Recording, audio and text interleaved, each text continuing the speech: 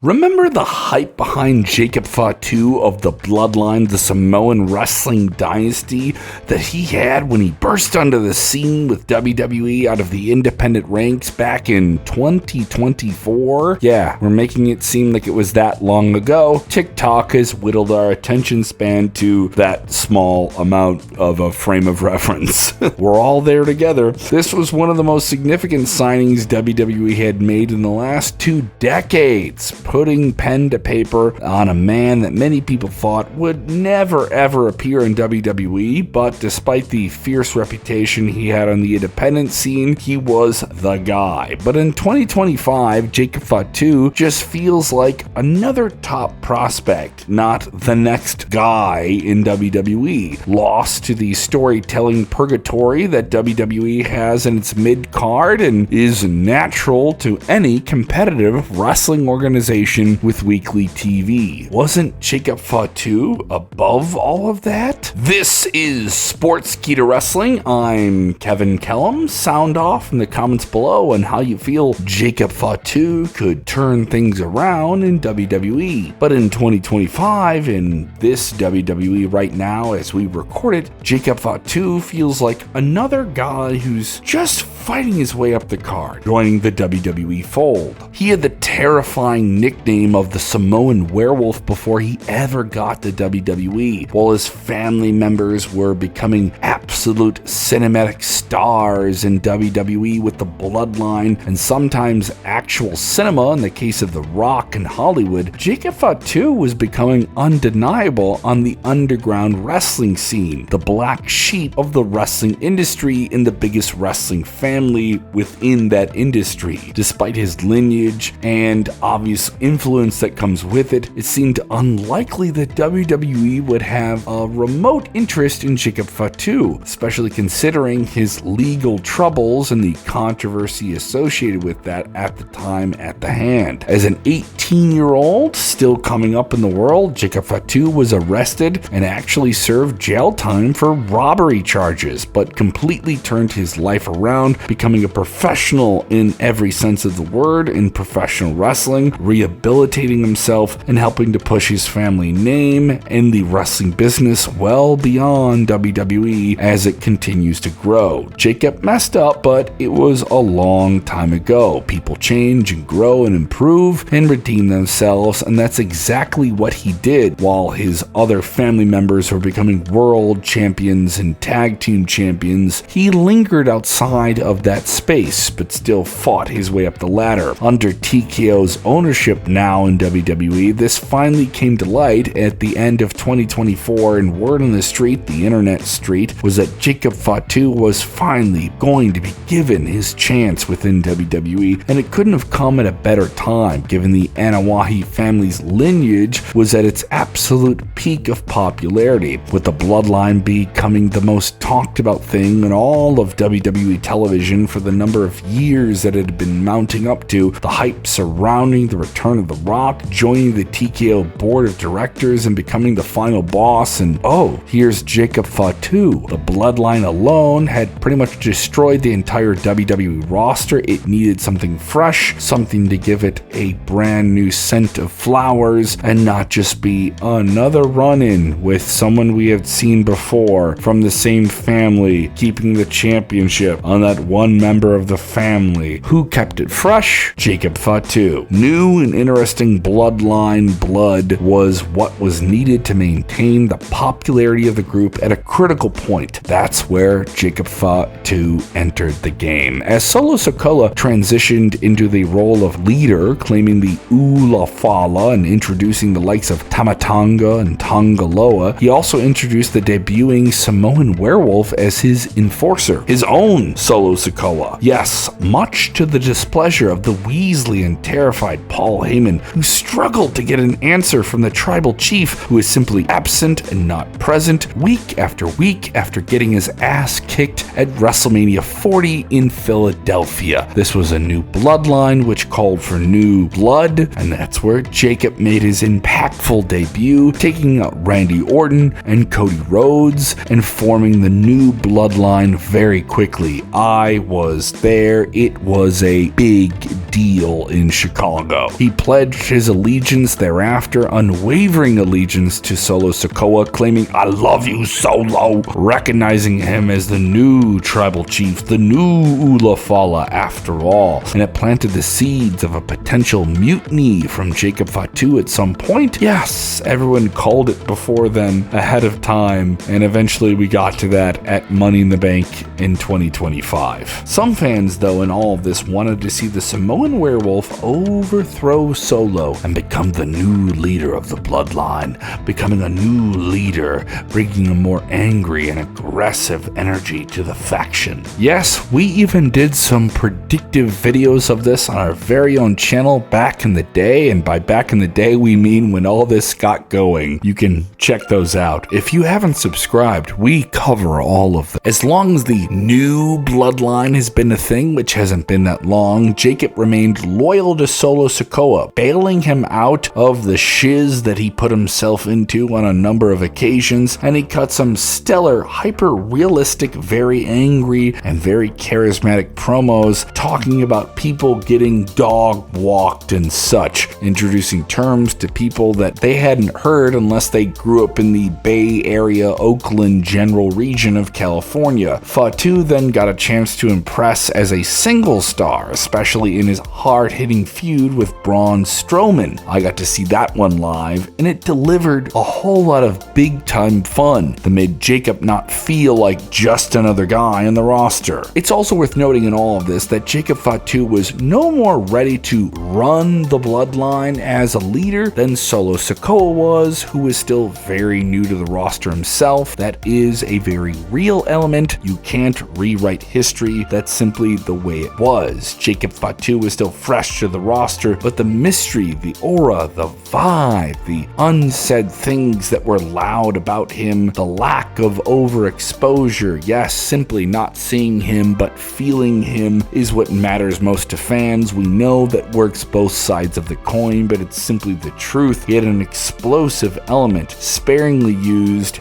heavily built and hyped. It worked out for WWE in a big way for fans who simply want to fantasy book in their next conclusion of something that needs to be met. He was the most menacing, genuinely intimidating heel or new character that WWE had on their roster for some years, especially if you were looking for something outside of the box. Fans dreamed that he would be ruthless and take control of the Bloodline. Yes, that fantasy booking, overseeing everything, even if it felt illogical to the rest of what the path was for The Rock and Roman Reigns. For some, it was simply undeniable within fan conversations. Could it have made him a main eventer for years to come? That's debatable. Who wouldn't want to see Jacob Fatu leading a group of jacked up, angry Samoan wrestlers on a tear through WWE's squeaky clean roster of good guys, taking the seat at the head of the table by force? If you want to see that, the comments are below. If you don't want to see that, the comments are below. If there's another faction you need to fantasy book into reality, the comments are below. Please let us know. It was a genuine belief among fans last year that this takeover would be the end game for Jacob Fatu, should he impress in early showings, which he has. Yeah, whenever given the opportunity, particularly against Braun Strowman, when winning tag titles alongside Tonga Loa and the War Games main event, whenever he got that chance, he would hit the moonsault and take the spotlight. But WWE had their focus on a lot of different things at the time. It is a three-ring circus and a lot of stuff moves quickly, mainly on creating a big spectacle of live shows in giant stadiums with huge to little builds depending on what the show was, where the audiences are so raucous that they can elevate almost any match or any segment with just the reactions alone. That turbulence within the circumstances can create some fluctuation. The fan excitement helps mask maybe WWE's limited build to certain shows, and maybe those shows don't need a ton of build. But that difference also really shows up when you look at some of the promising young talents who maybe WWE get lost in the shuffle between 2024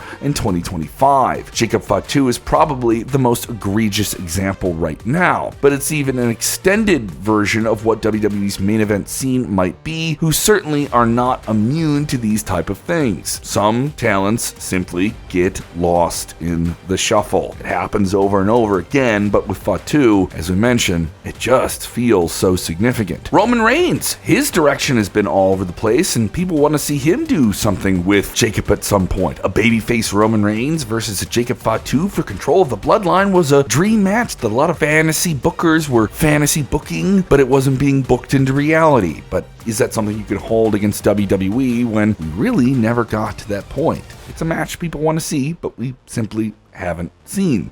Instead, both just seem to be spinning their wheels creatively, waiting for the next big thing. Yes, that big dream match is something people still desire, and at WrestleMania 41, Fatu leveled up, winning his first major championship in WWE and the United States Championship by defeating LA Knight, getting a massive reaction in the process. Fatu walking out of Vegas with the US title signaled that WWE was pulling the trigger on him. He had a few successful title defenses, but as a new family member began to debut, the new bloodline became the MFTs. Jacob began to pull away from the group. All right, some direction here. Building him on his own. Okay, that's a different take. Finally cutting ties with Solo Sikoa at Money in the Bank 2025 during the Money in the Bank ladder match itself. Big turn there. After that, Solo and Jacob feuded for the US Championship in an angle that found itself lost in the card, underhyped, and, as we mentioned, caught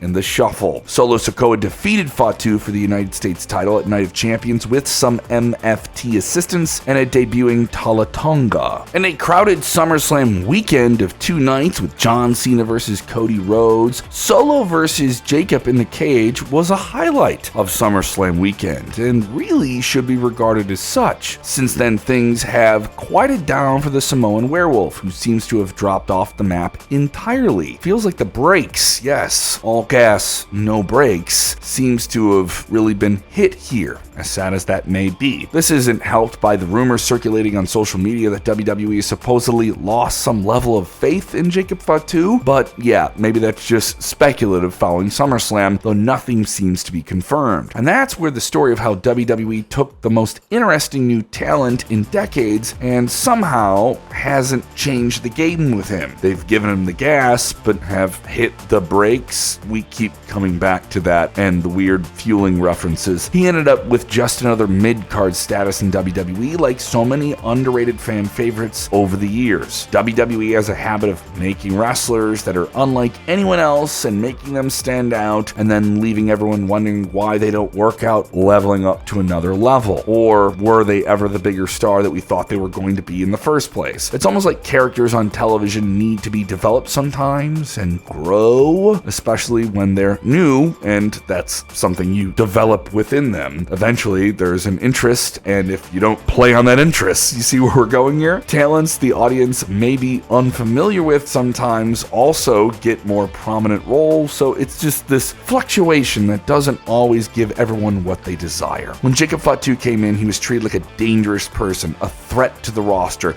We didn't know what to do and what he was going to do. It was also intriguing. Now we've seen what he can do, or at least what WWE wants him to do, and it's not all that different from what everyone else in the mid-card does. He's a Samoan Werewolf, and when was the last time he has to do anything that a Samoan Werewolf-esque monster does in WWE? In the constantly spinning machine of WWE, that's a question you can ask every few months. There are both consistent problems within WWE overall, and maybe within the Triple H regime, if you will. Character work, long-term storytelling, paying off with every single character. Casual audiences might not notice this nearly as much, because WWE's live crowds continue to expand and grow. They're always loud and giant and very engaged, but us internet types who follow this entire thing maybe an unreasonable level and have for years, we notice all this stuff, so the tweezers are out with us. Of course we do. It's what YouTube channels that cover wrestling are built on. And if the current WWE creative vision Federation can't make a compelling character out of someone like Jacob Fatu, who essentially came ready, built for them, doesn't bode well for maybe the future of other superstars behind or near Jacob Fatu. Prioritizing ticket revenue and short-term pops over fan satisfaction, both casual and die-hard, and good storytelling has famously never been a winning combination for anyone ever. But still, time will tell if this persists. As for Jacob Fatu, it's not too late. He's only a year into WWE, so we don't have to be that much of a negative Nancy about it. There is a lot of time to get him back up the roster, smashing and thrashing someone else and having big-time matches that play up to his larger-than-life character, writing him off TV for a little while, maybe reintroducing him with Force and Impact with a proper, fresher feud, making sure he's got something more important to do when he returns, maybe winning a streak of different matches, maybe some squash matches, vignettes, possibly even something as drastic as a monster heel turn, though they could also use him as a tweener anti-type hero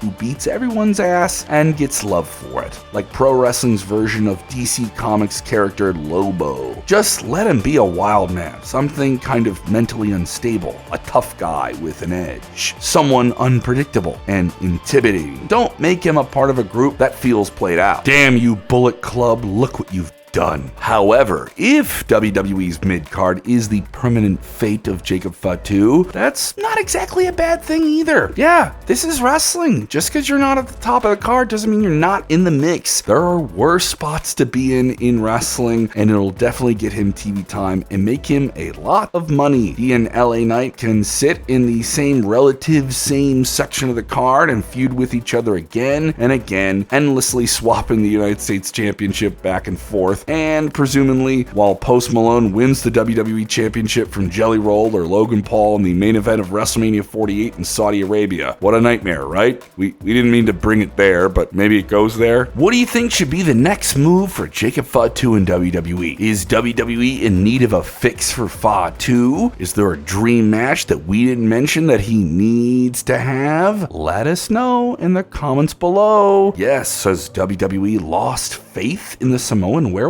You can tell us your opinions down there in the comment section. And don't forget to like, share, and subscribe to Sportskeeda Wrestling for more great content just like this. Make sure you enable those notifications on so you know when we drop great videos just like this.